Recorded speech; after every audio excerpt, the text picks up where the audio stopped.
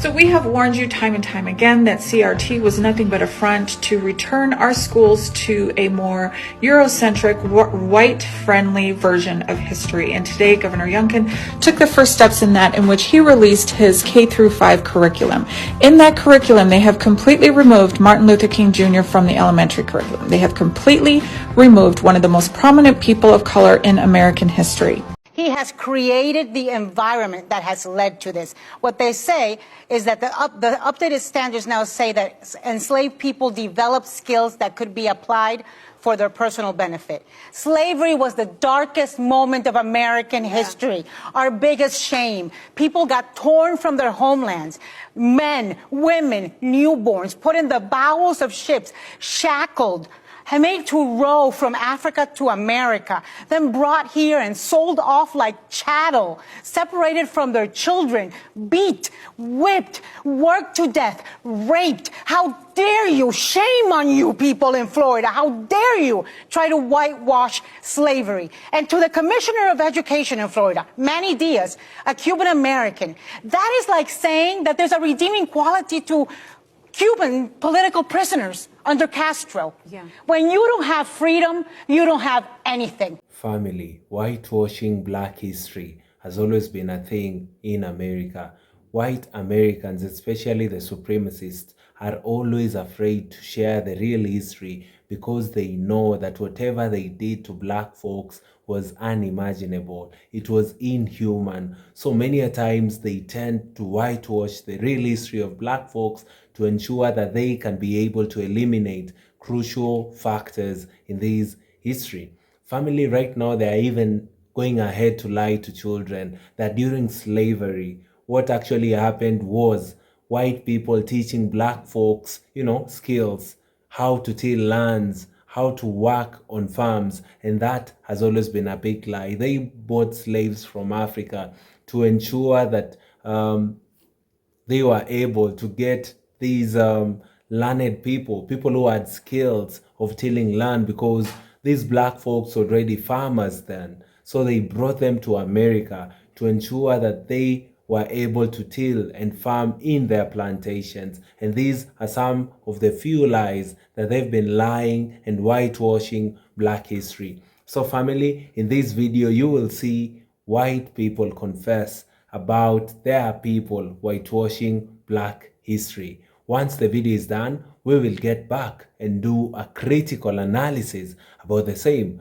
Let's watch this video together, family. I'm sure we all have an idea of how influential Black musicians and singers are in today's music, but do you have any idea how influential they have been throughout history in all genres of music? And considering it's Black History Month, I thought it was a perfect time to talk about just a few of the times that Black music has been taken and whitewashed. Do you remember him, Elvis Presley? More specifically, do you remember the song Hound Dog? Ain't nothing but a hound dog, crying all the time. But do you remember her? This is Big Mama Thornton, and she's the one who originally released the song. Now, Elvis's song was released as a cover of her song, but it's disappointing that when you whitewash a song that was already originally amazing, it somehow does even better than the original only 3 years later. Okay, and do you remember him, Phil Collins? More specifically, do you remember the song, You Can't Hurry Love, No, You Just Have to Wait? I hope we all know that that was originally released by the Supremes in 1966, but Phil Collins re-recorded it and released it in 1983. And once again, the remake by Phil Collins did immensely better than the original, and very little credit was given to the Supremes at the time. And these are the Beach Boys, and I know you guys remember the song Surfin' USA. Now everybody's gone surfing, Surfin' USA. But do you know who this is? This is Chuck Berry, whose song Sweet Little 16 had the same melody that they used in Surfin' USA, but in Surfin' USA they just wrote new lyrics. Now the Beach Boys today say it was a homage to Chuck Berry, but upon the initial release, no credit was given to him. And we have Pat Boone, which I know you guys know the song Tutti Frutti. Tutti Frutti, oh Rudy, a wop babaloo bop a lot bam boom. But did you know that song was originally recorded and released by Little Richard? And instead of me talking about it, I'm gonna read a quote from Little Richard. He said, I felt I was pushed into a rhythm and blues corner to keep out of rockers' way, because that's where the money is. When Tutti Frutti came out, they needed a rock star to block me out of white homes because I was a hero to white kids. The white kids would have Pat Boone upon the dresser and me in the drawer because they liked my version better, but the families didn't want me because of the image that I was projecting. Okay, so I've been reading Black AF History, the unwhitewashed story of America. I love this book. And check out how many notes I'm making as I'm going along. I'm not even done with this book, but I had to make a video about what I am learning from this. This book is great at revisiting the things that you've been taught in public schools that were all whitewashed. And now you're learning sort of like the things around it that white people don't want you to know. Like, for example, how in Florida, they're trying to lie and say that enslaved people actually learn skills on the job. And of course, that is absolutely the most whitewashed, atrocious way to try and sanitize the story of slavery. But on top of that, it wasn't white people enslaving Africans that gave them the skills to like farm. No, it was the other way around. When those white invaders landed in Jamestown, they had no idea how to fucking farm. And they didn't even teach themselves for the first 10 years that they were there. The white people basically survived in 3 ways for the first 10 years. One was taking handouts from the indigenous people who kept giving them food so they would live. 2 was sending ships back to England to get supplies. And 3 was eating each other. So instead of going, oh man, should we just like learn how to farm so we stop having to eat each other? No, somebody thought, hey, you know we can buy enslaved people who already know how to farm. And that's what they did. They stole people from like rice cultures and farming cultures from Africa who already had the skills, would be able to come over here and do literally all the work for them. Teach white people how to farm. White people were stealing people from Africa for their skills, not to teach them skills. I cannot wait to continue reading this. I'm probably going to make more videos on things that I learned along the way. But yeah, please pick up this book. Get it from a library. I promise you it's worth a read. And it has great humor in it. So even though you're reading tragic stuff, the author, Michael Harriot, does a great way of just, bringing some levity to the situation. He has created the environment that has led to this. What they say is that the updated standards now say that enslaved people develop skills that could be applied for their personal benefit. Slavery was the darkest moment of American history, our biggest shame. People got torn from their homelands. Men, women, newborns, put in the bowels of ships, shackled, made to row from Africa to America, then brought here and sold off like chattel, separated from their children, beat, whipped, worked to death, raped. How dare you? Shame on you people in Florida. How dare you try to whitewash slavery? And to the Commissioner of Education in Florida, Manny Diaz, a Cuban American, that is like saying that there's a redeeming quality to Cuban political prisoners under Castro. Yeah. When you don't have freedom, you don't have anything. And for this man, Ron DeSantis, who's apparently his only skill that he has acquired is lying and creating culture wars that he thinks are going to make him president, they're not, buddy. That's why you're 30 points down. Well, and Anna hits it on the head there. So we have warned you time and time again that CRT was nothing but a front to return our schools to a more Eurocentric, white-friendly version of history. And today, Governor Youngkin took the first steps in that, in which he released his K-5 curriculum. In that curriculum, they have completely removed Martin Luther King Jr. from the elementary curriculum. They have completely removed one of the most prominent people of color in American history. They have also referred to Native Americans and indigenous people as America's first immigrants. I shit you not. Immigrants from where? Doesn't even make sense. They also removed the African country or civilization of Mali from the 3rd grade curriculum and replaced it with a much more Eurocentric Greece and Rome curriculum. So here's a list of all the people that made it into the curriculum, and Dr. Martin Luther King clearly did not. Were we overreacting? Sorry to break it to you, but you were taught whitewashed history from white authors, and I'm going to explain how this plays a key role into our imposter syndrome and why we have a lot of Latinos voting for Trump.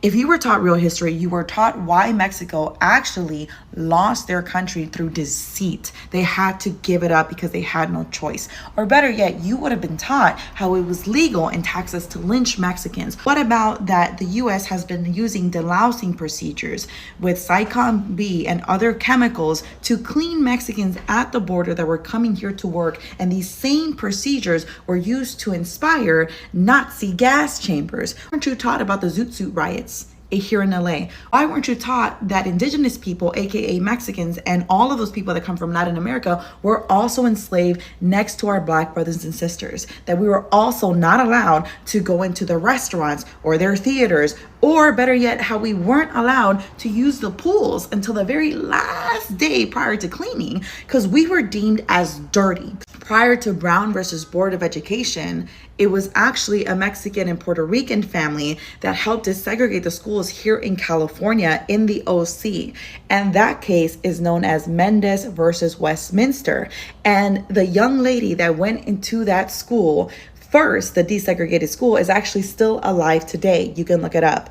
How about why were you not taught about the Chicano movement and how hard we worked after desegregation to get brown teachers into the school so people would not make fun of our names anymore? Or better yet, how we were tired of the Latina women asking for clarity in their education only to be told there's no point in teaching you this because you're going to end up pregnant anyways. Why is it that in Black and brown communities, we are taught that voting doesn't fucking matter and everything is rigged? If it did not matter, why are they burning ballots? Why is there voter intimidation? I lived in the South outside of this progressive bubble that is LA. And let me tell you, their racism is right in your face. They tell you that you don't deserve to be here. They tell you how stupid you are. And I'm here to let you know you need to go to school. Ain't no way the Chicano movement fought for us to get a better education. The Chicano movement asked and fucking demanded that we had Chicano studies. You don't know this. They don't want to teach you that we fought for this shit. They don't want to teach you that we fought for the right to vote, or better yet, that we fought for our fucking juries to look like us, because the reason we were getting killed through the death penalty or in prison is because white peers were judging us. You weren't taught this shit in order to divide us. Because if you somehow think that you're better than Black people or you're better than anybody else, you are gonna then vote white. You are not white. You are not. We have suffered the same fate as our Black brothers and sisters, but it is not publicized because the US wants to continue the fucking narrative that just because you're Black, you're born criminal, and they are not. I'm gonna fucking check every Hispanic or Latino's fucking prejudice and racism. I'm tired of this anti-Blackness. I'm fucking tired of it. It doesn't only just happen to the African American community. Anti-Blackness exists on an Afro-Mexican level and Afro-Latino level, and I need us to fucking wake the fuck up. Start questioning everything. Question everything and think critically. Everything that you fucking know, ask yourself, who taught me that? Who taught me to be Christian? Who taught me to hate these people? Who taught me to not believe in myself? Why don't I feel like I belong? Who taught me that I was Mexican, El Salvadorian, Guatemalan? What does that mean? What's underneath nationality? Who am I really? Because if you dig even deeper, you're gonna fucking know that we all came from Africa. You're also going to know that we are indigenous and that the term Latino and Hispanic was coined by white people. Why would I say I'm Latina and Hispanic from the people that fucking persecuted, murdered, and committed genocide against my own people? Why the fuck would I do that? I need you to start learning and start reading and start decolonizing your mind. Right now is the time. The earth is demanding it. The people are demanding it. And if you keep siding with these white people, just fucking wait, because you're next. To the white people saying that the Black History Museum has an overemphasis on slavery, what part should they focus on instead? The part where Black people got restitution? Because that never happened. The part where Black people got reparations? Because that never happened. The part where Black people got their 40 acres and a mule? Because that never happened. The part where Black people had their civil rights protected right away? Because that never happened either. In fact, it took until 1965, and even then, those civil rights are slowly being stripped away case by case. If you don't like that a museum about Black history focuses on the countless ways that white people in power have stripped away basic humanity from Black people for 400 years, here is an idea. Stop suppressing basic humanity for Black people, pay restitution, pay reparations, protect civil rights, and dismantle the white supremacist infrastructure that sustains to this day from the legacy of slavery. You don't get to violently enforce 400 years of white supremacist policies, profit off of them, make generational wealth out of them, sustain power from them, and then look in the mirror and get offended by what you see. Do you know how much effort it takes to drown a town of people? Think about that logistically, what that takes. I want to make a series here on TikTok and call it White Black History, because as a white person, I know we don't get taught the truth. Not in America. I'll give you an example. It would be like the Tulsa Massacre, where Black Wall Street is what we called it, an extremely wealthy black neighborhood, was beaten and burned down. Another one's like the Wilmington Massacre in North Carolina in like 1898, where a group of white supremacists just decided to overthrow the local government that was biracial and then just kill all the black people. Show me that in your history book. Or you have like the CONTOLPRO and like the targeting of black leaders from like 1950 something to 1971, where basically it was an FBI initiated program that was designed to infiltrate and target black leaders, black communities, anybody who was really outspoken against things. We just don't learn these things. Like literally the FBI and the CIA have been involved in the disparagement, displacement, and eradication of black people and their wealth for ever. Then when somebody brings it up, we sound crazy because you haven't heard it in a textbook in 6th grade. Why would we teach you you're the bad guy? It's crazy. It's crazy the amount of things that we don't get taught that are actual things. There was several black towns that were drowned. Drowned. Think about that for a minute. Do you know how much work and effort it takes to drown a town because you don't like what they look like? Oscarville, Georgia, Choctaw City, Alabama, Seneca Village in New York, more recent, Coalinga, Alabama, Freedmen's Towns in Texas.